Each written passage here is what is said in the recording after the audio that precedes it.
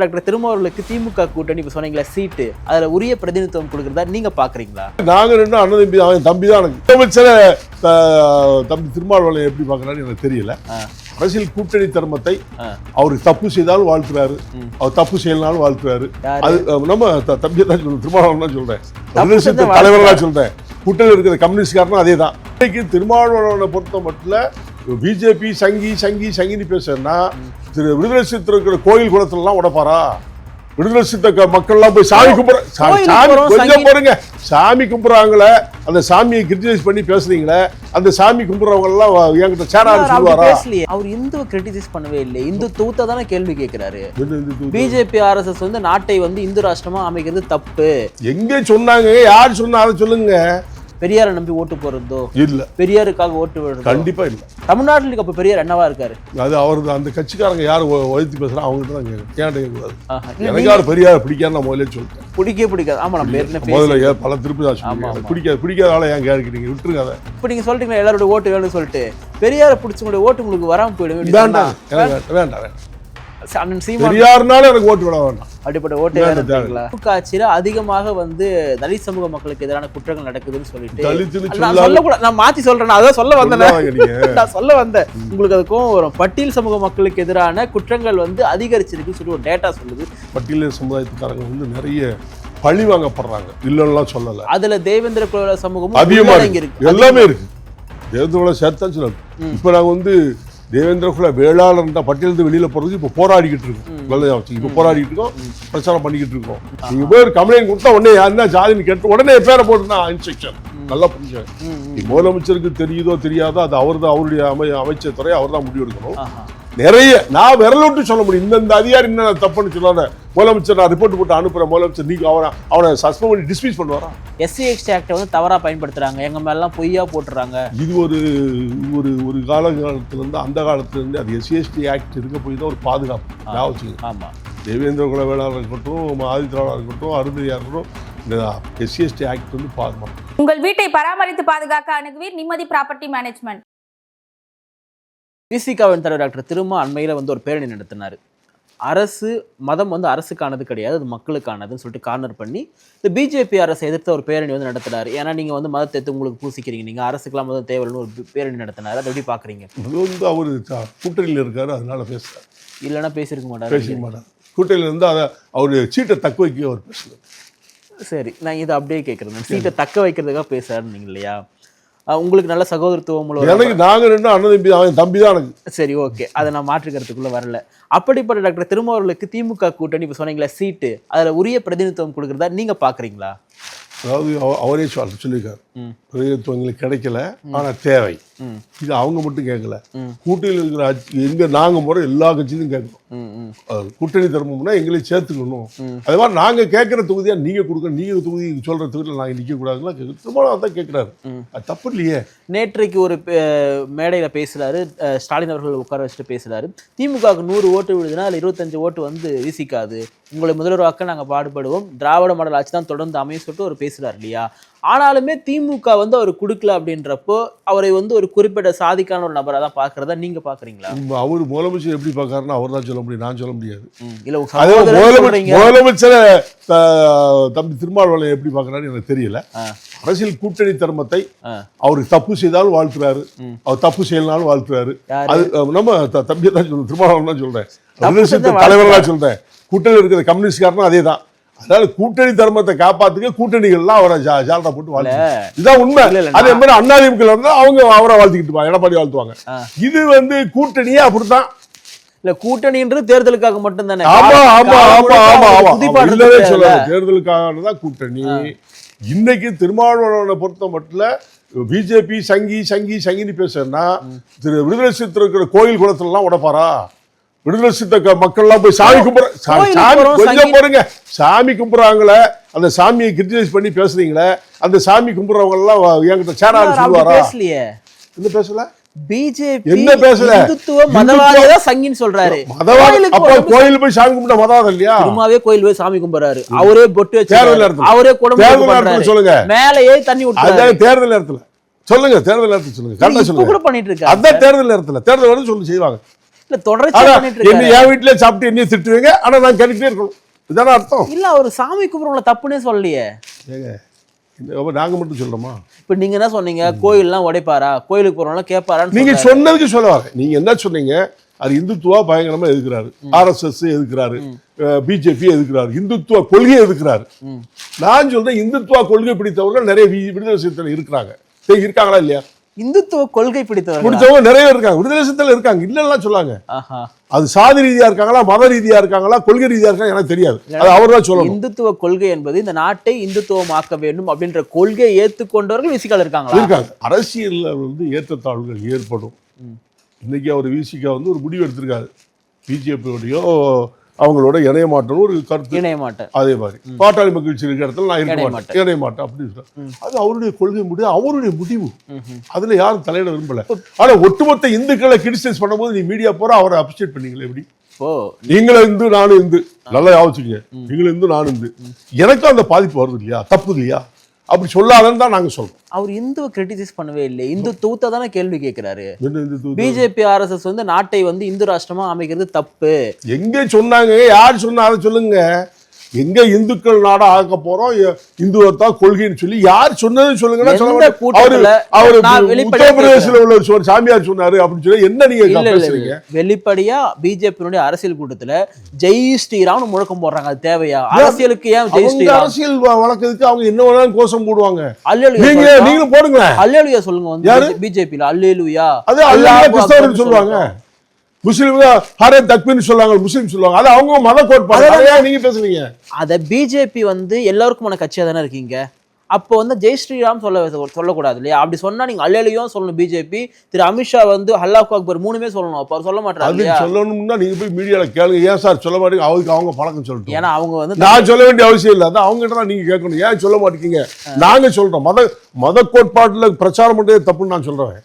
எல்லா மதமும் நம்ம மதம் தான், நல்லா புரிஞ்சுங்க. எல்லாரும் கடவுள் ஒரே கடவுள் தான். கிறிஸ்டினா இருந்தாலும் சரி, முஸ்லீமா இருந்தாலும் சரி, இந்துவா இருந்தாலும் சரி. ஆனால் ஒட்டுமொத்த இந்துக்களை மட்டும் கிரிட்டிசைஸ் பண்ண தவறு சொல்றேன். நீங்க அதுதான் புரியணும். ஒட்டுமொத்த இந்துக்களை மட்டும் ஏன் கிரிட்டிசைஸ் பண்றீங்க? தப்பா இல்லையா?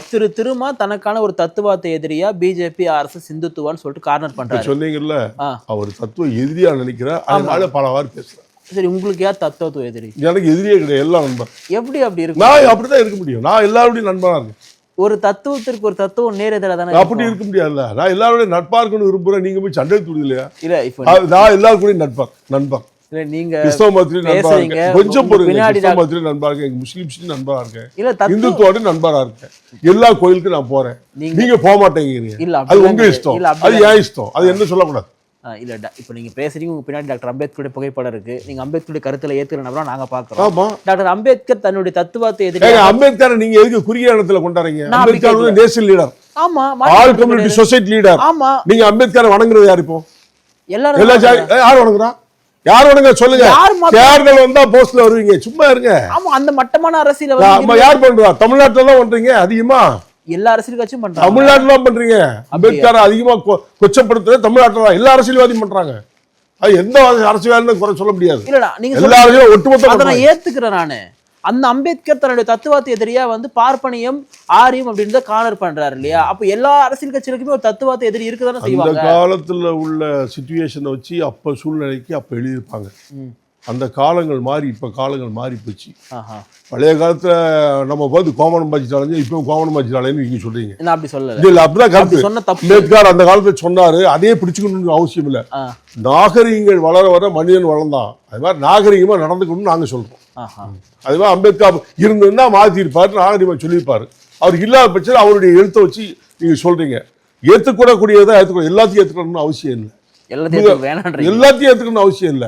காலங்கள் மாற மாற நம்மளும் மாறுறோம்ல, அதே மாதிரி மாற்றதுக்கு வாய்ப்புகள் இருக்கு. மாறும்போது நீங்க ஒட்டுமொத்தமா அம்பேத்கர் ஏதாவது ஒரு நல்ல செய்தியை சொன்னது மட்டும் பிடிச்ச கூடாது. அதுல நல்லது கெட்டது எல்லாமே இருக்கு, அதையும் படிச்சு பாருங்க. அம்பேத்கர் சொன்னதுல கெட்டது நிறைய இருக்கு, அது படிச்சு பாருங்க. தெரியும் நிறைய. நான் சொல்லுவேன், தமிழ்நாட்டுல கொஞ்ச நாளா பாத்தீங்கன்னா பெரியார் குறித்த வாதம் ரொம்ப வந்துருக்கு. அம்பேத்கர் தொட்டதுனால கேட்கிறேன். திரு சீமான் அவர்கள் வணங்கிட்டு இருக்கேன். நீ பாருங்க, பின்னால வச்சுக்க வணங்கி. அம்பேத்கர் என்னை வணங்காதீங்களே ஆயுதமாக்கி போராடுன்னு சொல்லியிருக்காரு. அவர் சொல்லிருக்காரு, நான் வணங்குறேன். சரி, ஓகே, இஷ்டம், அது உங்க இஷ்டம். தலையில நான் திரு பெரியார் அவர்களை குறித்த ஒரு காட்டமான விமர்சனத்தை திரு சீமான் ரொம்ப சமீபத்தில் முன் வச்சிருந்தாரு. அது இன்ன வரைக்கும் போயிட்டு இருக்கு. இது பெரியார் மண்ணு, ஏன் பெரியாரை வந்து நேர் எதிரி, பெரியாரே எங்களுக்கு ஒரு மண்ணுடான்லாம் பாக்குறாங்க இல்லையா?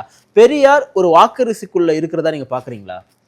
பெரியாரை நம்பி ஓட்டு போறதோ இல்ல, பெரியாருக்காக ஓட்டு விடுறதோ கண்டிப்பா இல்ல. தமிழ்நாட்டுல அப்ப பெரியார் என்னவா இருக்காரு?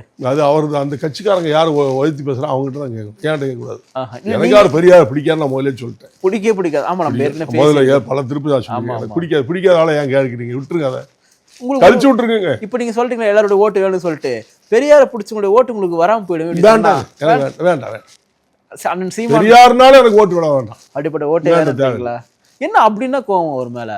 அவருக்கு என்னங்க நல்லது செஞ்சான்னு சொன்னா சொல்ல மாட்டேங்க. பல மீடியால பேசி பார்த்துட்டேன், மறுபடி என் வாய்க்கு ஊத்தி நாத்தம் பாக்குறீங்க. வேண்டான்னு சொன்ன அவர் ஏன் அவாய்ட் பண்ணிட்டானா விட்டுருங்களேன். எதுக்கு அவரை கேட்குறீங்க? நான் அவரை அவாய்டே பண்ணிட்டேன், அதே நீங்க கேட்குறீங்க. வேண்டாத பொருள் சொல்லிட்டு அவாய்ட் பண்ணிட்டேன். அது எனக்கு வேண்டாம். நான் உங்ககிட்ட திரு ஸ்டாலின் அவருடைய ஆட்சி காலம் எப்படி இருக்குன்னு கேட்கும்போது நன்மையும் இருக்கு, தீமையும் இருக்கு, அதிகமா தீமை இருக்குன்னு சொல்லிட்டீங்க இல்லையா? 3வது முறையாக நம் இந்திய நாட்டை திரு மோடி அவர்கள் தொடர்ந்து ஆட்சி பண்றார். அவருடைய ஆட்சி காலம் எப்படி இருக்கு இந்தியா? இப்ப நான் கேட்கிறேன், 2 முறை 3வது முறையும் ஆட்சி ஆளுதுன்னு சொன்னா அவர் மேல விருப்பப்பட்டு தான் மக்கள் ஓட்டு போட்டு ஜெயிக்க வச்சாங்க. அப்ப நல்லாட்சியா கெட்டாட்சியா நீங்களே சொல்லுங்க. சொல்லுங்க, நீங்க பதில் சொல்லுங்க. 3 முறை ஒருத்தர் பிரதமரா தேர்ந்தெடுக்கிறாங்கன்னா நல்லவரா இருந்தா தான் தேர்ந்தெடுக்கணும். தமிழ்நாட்டு மக்கள் கொஞ்சம் பதில் சொல்றேன். தமிழ்நாட்டுல ஒரு தொகுதியோட பிஜேபி ஜெயிக்கல, அப்ப ஒட்டுமொத்தமா தமிழ்நாட்டு மக்கள் பிஜேபி கெட்ட கட்சா எம்பி தேர்தல் தானே? ஆமா, சட்டமன்றம் பாருங்க. இல்ல மோடிக்கான தேர்தலே ஓட்டு போடல. 3 வருஷங்கிறது 15 ஆண்டுகள் வாழ்றதா சாதாரண விஷயம். அதுதான் சொல்றேன். இந்தியாவே ஆளுதான்னு சொன்னா மக்கள் நல்ல எண்ணத்துல தானே மோடியை வந்து ஓட்டு போட்டு. ஏன்னா கரப்ஷன் இல்லாத மனிதன். தமிழ்நாட்டு மக்கள் கொஞ்சம் பாருங்க, கரப்ஷன் இல்லாத மனிதன். இதுக்கு முன்னாடி இருந்த நேருல இருந்து ராகுல் காந்தில ராஜீவ் காந்தில இருந்து மன்மோகன் சிங்ல இருந்து எல்லாருமே நரசிம்மராவ்ல இருந்து எல்லாம் கொள்ளக்காரங்க. வாஜ்பாய் கிடையாது. வாஜ்பாய் ஸ்டைட் உங்களுக்கு தெரியும், அவர் எப்படி நல்ல மனிதன். அவர் தான் தங்க நாற்காலி அன்னைக்கு ரோட்டை கர்றது புரியல, அது அவர் தான் காரணம். அப்போ திமுக அவங்கள்ட்ட ஒட்டு வரவாடு இருந்துச்சு. ஆமா, நல்லா புரிஞ்சுக்கங்க. சந்தர்ப்பத்துக்கு மட்டும் நீங்க சேருவீங்க, அப்புறம் பிஜேபி ஒளிகாம்பீங்க. இன்னைக்கு அதே மாதிரி இன்னைக்கு மோடியை பிடிக்க போய் தான் எல்லாரும் ஓட்டு போட்டிருக்காங்க, ஜெயிச்சு மேல உட்காந்துருக்காரு. ஆட்சி நல்ல இல்லாம எப்படி போட்டிருப்பாங்க? அப்போ வெளியே அடிச்சிருப்பாங்கல்ல. தமிழ்நாட்டு மக்கள் மட்டும் போடலையே, என்ன காரணம்னு தெரியல. தமிழ்நாட்டுக்கு கிடைச்ச சாப்பாடு கொண்டு சாப்பாடுன்னு சொல்றீங்களா? சொல்ல முடியும்.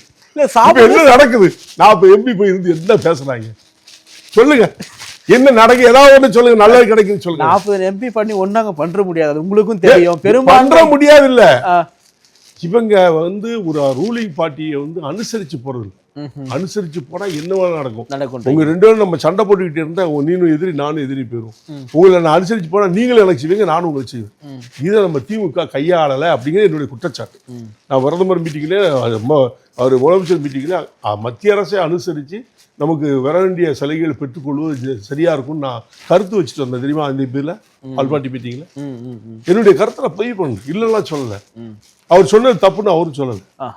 அது அவங்களுடைய ஸ்டாண்ட். அது நம்ம ஒண்ணு செய்ய. தமிழ்நாட்டுல அதிமுக ஆட்சியினுடைய அந்த 10 ஆண்டு கால ஆட்சியை விட திமுகனுடைய இந்த 4 ஆண்டு கால நிறைவடைந்து 5வது ஆண்டு போயிட்டு இருக்கு. ஜெயலலிதா குறை சொல்றீங்களா? நான் சொல்ல கேள்வியே நான் கேட்க வரல. அதை விட திமுக ஆட்சியில அதிகமாக வந்து தலித் சமூக மக்களுக்கு எதிரான குற்றங்கள் நடக்குதுன்னு சொல்லிட்டு நான் மாத்தி சொல்றேன். அதான் சொல்ல வந்தேன். நான் சொல்ல வந்தேன், உங்களுக்கு அதுக்கும் வரும். பட்டியல் சமூக மக்களுக்கு எதிரான குற்றங்கள் வந்து அதிகரிச்சிருக்குன்னு சொல்லி ஒரு டேட்டா சொல்லுது. இந்த டேட்டாவை எப்படி பாக்குறீங்க நீங்க? அதுதான் சொன்னேன், நிறைய பட்டியல் சமுதாயத்துக்காரங்க வந்து நிறைய பழி வாங்கப்படுறாங்க, இல்லைன்னா சொல்லல. அதுல தேவேந்திர குல சமூகமும் அதிகமா இருக்கு, எல்லாமே இருக்கு. தேவேந்திர குல சேர்த்தான் சொல்லணும். இப்ப நாங்க வந்து தேவேந்திர குல வேளாளர் தான் பட்டியலிருந்து வெளியில போறதுக்கு இப்ப போராடிக்கிட்டு இருக்கோம். இப்ப போராடிக்கிட்டு இருக்கோம், பிரச்சாரம் பண்ணிக்கிட்டு இருக்கோம். அந்த பட்டியலில் அது போத வரைக்கும் பட்டியல் தானே. அப்ப ஒட்டுமொத்தமா நான் பேச முடியும். தனியா தேவேந்திர குல வேளாளர்னு பேச முடியாது. தனியா தேவேந்திர குல வேளாளர் மக்களுக்கு நிறைய பாதிப்பு. ஒரு சில காவல்துறை அதிகாரி முட்டாள்களா நிறைய நடந்துகிட்டே இருக்கு. இப்பவும் படிச்ச பையங்க மேல எஃப்ஐஆர் போடுறாங்க, விசாரிக்கிறதே கிடையாது. நீங்க போய் ஒரு கம்ப்ளைண்ட் கொடுத்தா உடனே என்ன ஜாதின்னு கேட்டு உடனே எஃப்ஐஆர் போட்டுனா இன்ஸ்ட்ரக்ஷன்.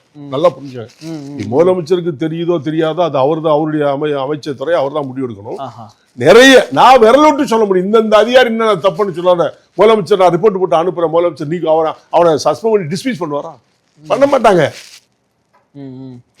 அவன் எந்த கட்சியில இருக்கான்லாம் நீங்க பார்க்க கூடாது. அவன் எந்த கட்சியிலும் இருப்பான். திமுக கூட பழிவாங்க இல்லையா? எல்லா கட்சியில உள்ள தேவேந்திர குல வேளாளர்களையும் பழி வாங்குறாங்க.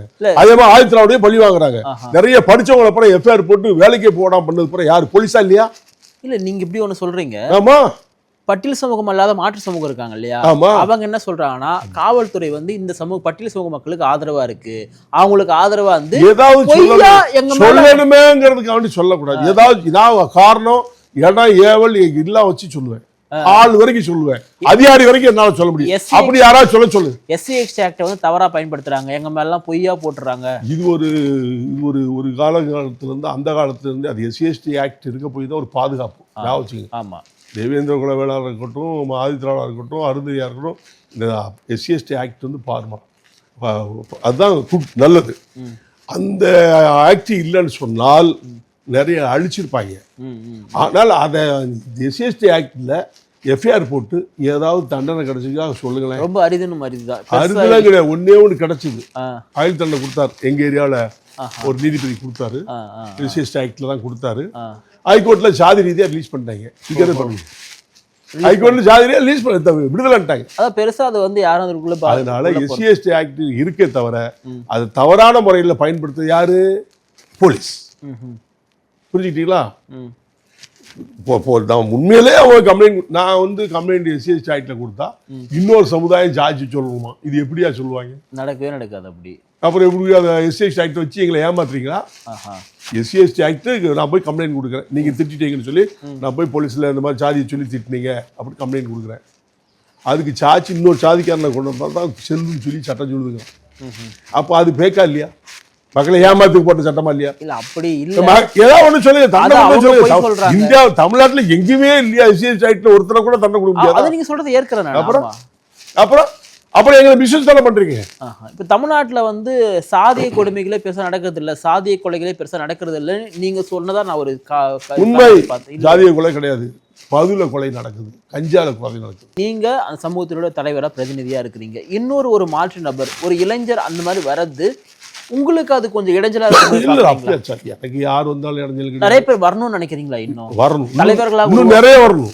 ஆனா கிருஷ்ணசாமி அவர்களை மட்டும் எதிர்க்கிறீங்களா? எதுக்குலையே என்ன எதுக்குற? அவருடைய பண்பாடு வந்து தேவேந்திர குல சமுதாயம் இல்லைன்னு தான் சொல்றேன். தேவேந்திர குலம்னு அவர் சொல்றாரு, இல்லன்னே கூட இருக்கட்டும், அந்த சமுதாய மக்களுக்கு தானே குரல் கொடுக்குறாரு, அவங்களுக்காக தானே பேசுறாரு. அது இல்லைன்னு தான் சொன்னதை தவிர இப்போ செயல்பாடுல அவரு அரசியல் கட்சி நடத்துறாருல, அவர்கிட்ட கூட்டம் இல்லாமல இருக்குல்ல. அப்புறம் அது அரசியல் ரீதியா தான் இருக்க முடியும், தனிப்பட்ட முறையில் இருக்கு என்ன இருக்கு? ஒண்ணுமே இல்லை. ஏன்னா தென்காசியில நீங்களும் போன முறை போட்டிடுறீங்க, அவரும் அது அரசியல். அது அரசியல். அப்ப திட்டமிட்டு 2 திராவிட கட்சிகளும் திராவிட கட்சிகள் அப்படி சொல்லாங்க. திராவிட கட்சிகள் உடனே திட்டமிட்டு போட்டாங்களான்னு அதெல்லாம் கிடையாது. அவர் ஒரு கட்சியுடைய தலைவரா இருக்கார், நான் ஒரு கட்சி தலைவரா இருக்கேன். நான் பிஜேபி நின்னா, அவர் அண்ணாதிமுக நின்னார், அவர் ரெட்டலை நின்னார், நான் தாமரை நின்னேன். அவர் சுயேட்சையா நிக்கலையே. ஆமா, அவர் சுயேட்சையா நின்னாரு, அவர் ரெட்டலை நின்னார், நான் வந்து பிஜேபி நின்னேன். அரசியலா தான் நாங்க நின்னோம். இதுல என்ன சண்டை இருக்கு? 2 பேருக்குள்ள தலைவர்களுமே ஒரே இடத்துல நிற்க வைக்க ஏன் நிக்க கூடாதுன்னு கேக்குறேன். ஏன் நிக்க கூடாதுன்னு நினைக்கிறீங்க? யாருன்னா ஒருத்தர் ஜெயிச்சிருக்கலாம், ஒருத்தர் போயிருந்தா அது அப்படிதான் முடியாது. கூட்டணியை வச்சுதான் தேர்ந்தெடுப்பார்கள் மக்கள். கூட்டணி பிரிஞ்சுது, அவங்களும் வந்தாங்க, நாங்களும் வந்தோம். இதுதான் உண்மை. அந்த சூழ்நிலை, அந்த அரசியல். அதிமுகவும் பிஜேபி இறஞ்சிருந்தா இன்னைக்கு எத்தனை சீட் வந்திருப்பாங்க உங்களுக்கு தெரியுமில்ல? கால்குலேஷன் கண்டிப்பா நிறைய இடத்துல வந்திருப்போம்ல. அப்போ உடைய பிரிவு தான் ஒரு அதுல கிருஷ்ணதேவ உடைஞ்சு போனாரு, நான் உடைஞ்சு போறேன், 2ஆ பிரியுது, இடையில உள்ளவங்க மேல வராங்க. இதுதான் அரசியல். நிறைவான கேள்வி. இந்த 2026 நான் கருத்து கணிப்பு நம்ப மாட்டேன்னு நினைக்கிறேன், இருந்தாலும் அதை கேட்கறது நம்பவே மாட்டேன். கருத்து கணிப்பு குப்பை. சரி, யார் வருவாங்கன்னு நீங்க எதிர்பார்க்குறீங்கன்னு நான் கேட்கலாம். தேர்தல் காலத்துல பார்ப்போம், இப்ப சொல்ல முடியாது. நிகழ்ச்சியில் பங்கேற்று உங்களுடைய பல்வேறு கருத்துக்களை எங்களோட பகிர்ந்தமைக்காக நன்றி.